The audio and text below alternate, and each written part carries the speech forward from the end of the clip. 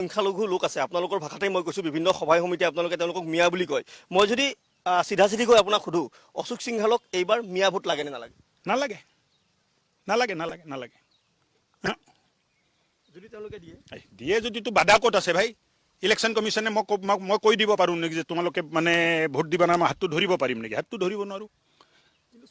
নহয় আপুনি মানে ভাবিছিল যে মই কিবা বেলেগ ক'ম আপুনি ভাবিছিল যে মিয়া ভোট লাগে নে নালাগে তেতিয়া মই কিবা ঘূৰাই পকাই উত্তৰ দিম মইতো স্পষ্টতাৰে কৈ দিলোঁ মোক নালাগে এতিয়া ক'বলৈ যদি দিয়ে নালাগে আপোনাক কৈ দিলোঁ মোক নালাগে আৰু ইয়াত যদি ক'ত আহে তথাপিও ক'ত আহে ইয়াত ইউডিএফৰ আসন কেইখন পাব এইবাৰ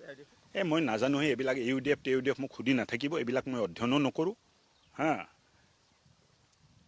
যিসকলে অসম হিতিকি নহয়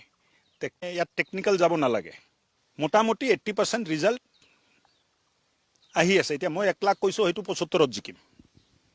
ইমানে ফৰক হ'ব পাৰে 80ত জিকিম এই নামি 20,000 হৈ নাযায়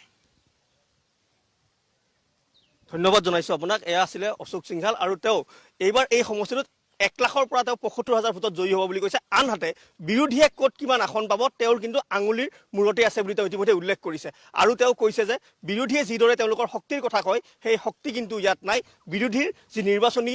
প্ৰচাৰ সেয়া ফ্লপছত পৰিণত হোৱা বুলি তেওঁ উল্লেখ কৰিছে